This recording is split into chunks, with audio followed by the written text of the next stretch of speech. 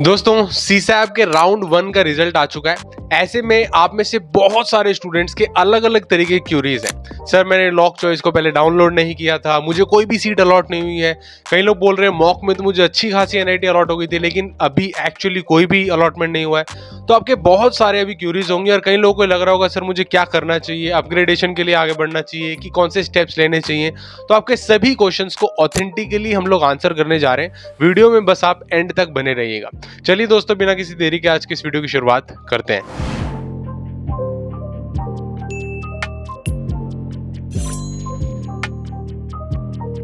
सीसैप round 1 2025 results what next. जैसा कि आप जानते हो दोस्तों, जोशा के सारे राउंड्स खत्म होने के बाद एकमात्र उम्मीद देश भर के स्टूडेंट्स में जो बची थी इंजीनियरिंग एडमिशन्स लेने के लिए बढ़िया से बढ़िया एनआईटी में, वो थी सीसैप के द्वारा। और सीसैप के 3 राउंड होने वाले हैं काउंसलिंग के, जिसके स्पेशल राउंड्स कहे जाते हैं, जिसके पहले राउंड का आज रिजल्ट आ चुका है। ऐसे में से आप में से बहुत सारे ऐसे स्टूडेंट्स हैं जिनके अलग अलग सिनेरियोज रहे हैं। किसी को अच्छी एनआईटी मिल गई है तो बहुत खुश है, किसी को वो नहीं मिली है जो वो मिलना चाहती थी, मतलब फिर भी कुछ ना कुछ मिल गया है। इस तरीके से अलग अलग सिनेरियोज बन रहे हैं। तो एक एक करके मैं आपकी सारी डाउट्स को क्लियर करता हूं और समझाने की कोशिश करता हूं अब आगे आपको किन चीजों का ध्यान रखना पड़ेगा जिससे आपकी सीट सुनिश्चित रह सकती है और हो सके तो कुछ ना कुछ अपग्रेडेशन या बेहतर आपको मिल सकता है। पहली चीज दोस्तों ये कि यहाँ पे हम लोग जो डिस्कस करने जा रहे हैं, पहली चीज ये है कि सीसैप स्पेशल राउंड का राउंड 1 का रिजल्ट आ चुका है फॉर सीट अलॉटमेंट रिजल्ट्स।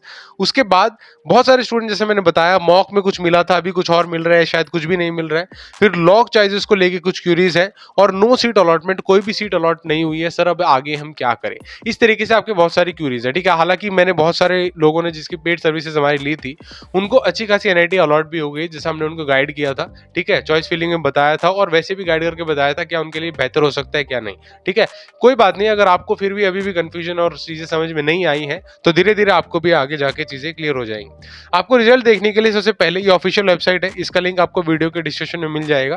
आपको ऑब्वियसली मैं जानता हूं कि सीसैप का ऑफिशियल काउंसलिंग पोर्टल से आपने बेसिकली इसमें लॉगिन करके देख लिया होगा। ठीक है, जैसे आपने क्रेडेंशियल्स डालते हैं उसके बाद आप लॉगिन करेंगे तो आपको सारा इन्फॉर्मेशन मिल जाता है। ठीक है, क्या आपको अलॉटमेंट रहा है या कोई भी अभी सीट अलॉट नहीं हुआ तो वहाँ पे लिखा आ जाएगा नो अलॉटमेंट। ठीक है, तो सारी इन्फॉर्मेशन आपको अप टू डेट यहाँ पे मिल जाएगी। अब आते हैं सबसे मेन चीज के ऊपर। ठीक है, वो ये है कि सर राउंड 1 का शेड्यूल कुछ ऐसा है कि रिजल्ट एज पर शेड्यूल 9 अगस्त 2025 को यहाँ पे डिक्लेयर कर दिया गया है। अब आने वाले 4 दिन, ठीक है, 4 दिन आपको टाइम दिया जा रहा है। आप इनमें से कुछ ना कुछ कर सकते हैं। क्या कर सकते हैं? Freeze, slide, float, surrender, withdraw, exit, ये आपको अलग अलग ऑप्शंस दिए जा रहे हैं। आपको इनमें से कोई ना कोई एक ऑप्शन तो लेना पड़ेगा। प्लीज मेरा बात जरा ध्यान से सुनिएगा, क्योंकि अगर आप यहाँ पे गलती कर सकते हैं तो होगा क्या, शायद आपकी सीट भी कैंसिल हो जाएगी और शायद पैसे भी नहीं मिलेंगे। तो प्लीज ध्यान से सुनिएगा, एक एक चीज बहुत इंपॉर्टेंट है।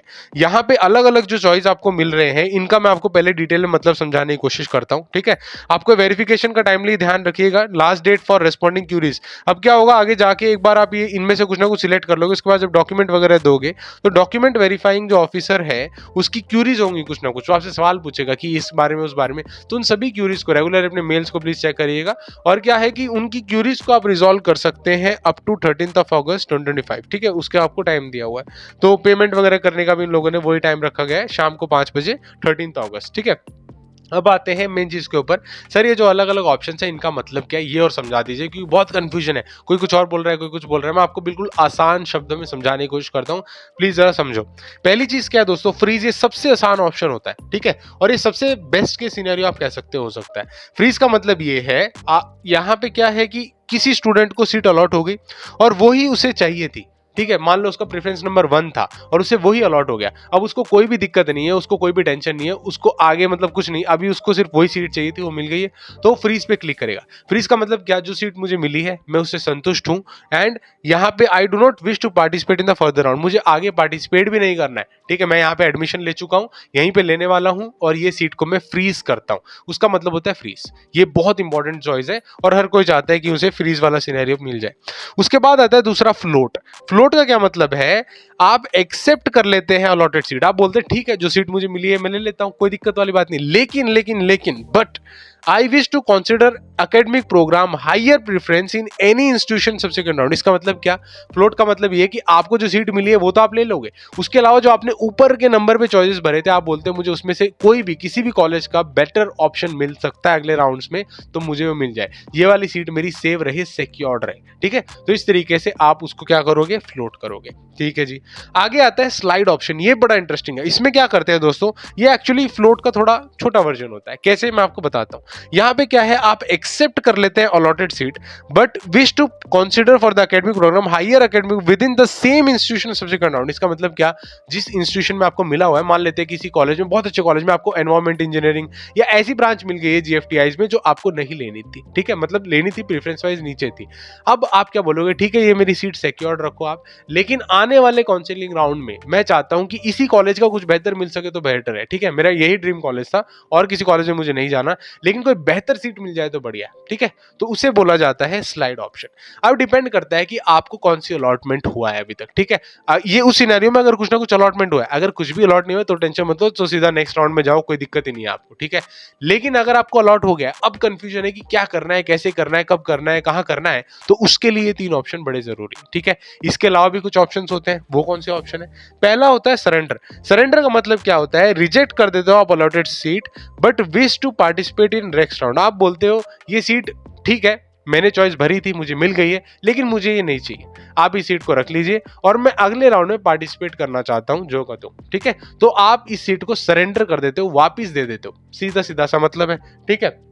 उसके बाद क्या होता है, जो आपकी अलॉटेड सीट है, यहां पे वो सीट कैंसिल हो जाती है, अगले राउंड में वो किसी और कैंडिडेट को अलॉट हो जाएगी, ठीक है। दूसरी चीज, विड्रॉ।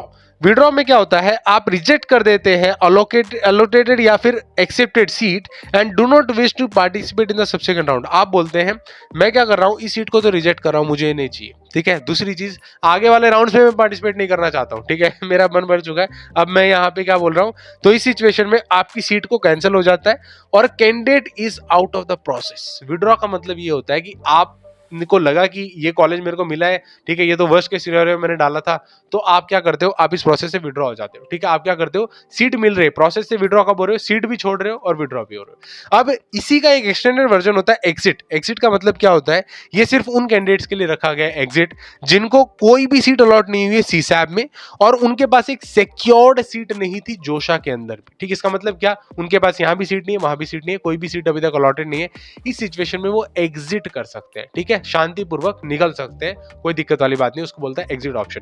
लेकिन खैर ये आप जो है सब्सिक्वेंट राउंड में रखेंगे तो ज्यादा बेहतर रहेगा, ठीक है, विड्रॉ और एग्जिट, क्योंकि क्या होता है यहाँ पे थर्ड राउंड का 3 राउंड जैसा मैंने बताया, ठीक है, फर्स्ट सेकंड थर्ड होने वाला है, तो जो थर्ड राउंड के बाद थर्ड राउंड में जो मिलता है आपको, वो आपको लेना पड़ता है, आपकी मजबूरी हो जाती है। यहाँ पे कुछ चेंजेस हैं, आने वाले दिनों में आपको समझाऊंगा डिटेल में कैसे, लेकिन अभी राउंड 1 के रिजल्ट के बाद आप सिर्फ इतना समझो, विड्रॉ एग्जिट के चक्कर में मत पड़ो, आप अगले राउंड के लिए बढ़ सकते हो और नेक्स्ट राउंड में क्या होगा वो बड़ा क्रिटिकल है, उन चीजों का ध्यान रखिएगा, ठीक है। So that was important information for round 1 और क्या आया है, क्या करना है, वो मैंने आपको समझाने की कोशिश की है। अब बात करते हैं राउंड 2 की। राउंड 2 का रिजल्ट दोस्तों यहाँ पे 14 अगस्त को आ जाएगा और 14 से 16 के बीच में आपको ये सारी कार्रवाई करनी पड़ेगी, जिसमें 17-18 तक आप बेसिकली अपने पेमेंट इश्यूज को रिजॉल्व कर सकते हैं। ये राउंड 2 की बात है।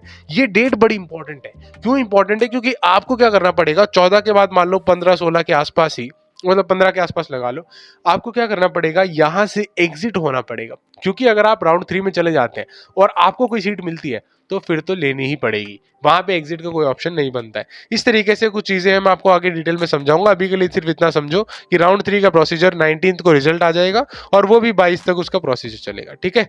So that was a complete detail schedule. I hope मैंने बहुत आसान शब्दों में समझाने की कोशिश की है और बहुत सारे स्टूडेंट्स को जिनकी रैंक बहुत बहुत हाई थी उनको अच्छी खासी एनआईटी मिल गई है, जिन्होंने हमारा काउंसलिंग सपोर्ट लिया हुआ था, क्योंकि हम लोग एक्सटेंडेड फॉर्मेट से उन्हें समझाते हैं कि और क्या कर सकते हो इसके अलावा, ठीक है। अपार्ट फ्रॉम दैट अगर उन्हें और कुछ और चाहिए, कैरियर गाइडेंस, मेंटरशिप को भी ध्यान में रखते हुए उनको बताने की कोशिश करते हैं।